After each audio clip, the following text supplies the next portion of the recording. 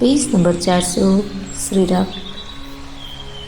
मीठा मोदु मन पये मलीने विधि निधि दीन लेत जनु छीने समुझी करम गति तीर जुकीन्हा सोधी सुगम मगु तिन्ह कही दीन्हा।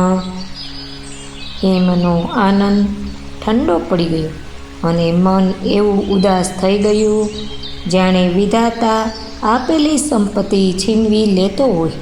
कर्मनी गति समजीने एमणे धैर्य धारण कर्युं अने योग्य निर्णय लई सुगम मार्ग बतावी दीधो।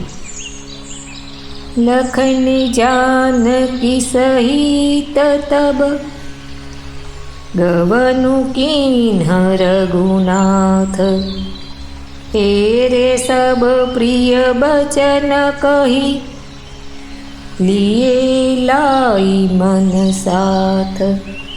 पछी लक्ष्मणजी अने जानकीजी सहित श्री रघुनाथजी आगळ वध्या। सर्वे लोकोने प्रिय वचन कहीने पाछा वळ्या पण एमना मनोने पोतानी साथे ज लई गया।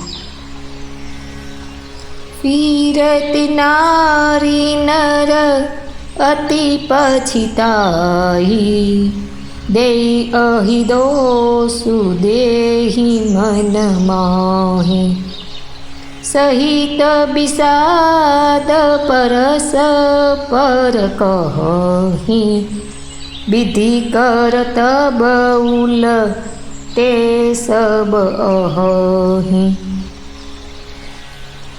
पाछा फरती वखते ते स्त्री पुरुषो घणा ज पछताई रह्या छे अने मनमा ने मनमा देवने दोष आपे छे। परस्परस विषादनी साथे कहे छे कि विधाताना सगळा कार्य ऊंधा ज होय छे। निपट निरंकुश मिठुर निशंकु जेहि ससिकीन सरुज सकलंकु रुख कल्पतरु सागरु खारा तेहि पठये बन राजकुमार।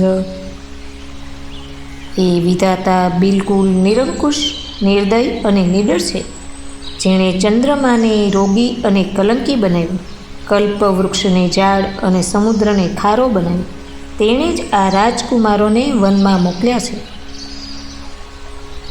जो पे इन हई दिन बन बासु किन बादी बीधी भोग बिलासु ए बीच रही मग बीनु पद त्राना रचे बादी बीधी बाहन नाना। જ્યારે વિધાતાએ એમને વનવાસ આપ્યો છે તો પછી ભોગ વિલાસ વ્યર્થ જ બનાવ્યો। જ્યારે એ વગર પગરખે માર્ગમાં જઈ રહ્યા છે ત્યારે વિધાતાએ અનેક વાહનો વ્યર્થ જ રચ્યા। એ મહી પરહી દાસી કુશ પાતા સુભગ સે જગત સૃજત વિધાતા तरुबर बासईन हही विधि दीन्हा धवल धाम रची रची श्रमुकीन्हा। जो ये दर्भ अने પાંદડા પાથરીને જમીન ઉપર જ પડી રહે છે તો વિધાતા સુંદર શેષ શા માટે બનાવે છે? વિધાતાએ જ્યારે આમને મોટા મોટા વૃક્ષોની નીચેનો નિવાસ આપ્યો ત્યારે ઉજ્જવળ મહેલોને બનાવી બનાવીને તેણે વ્યર્થ જ પરિશ્રમ કર્યો। જો એ મુનિ પટધર જટિલ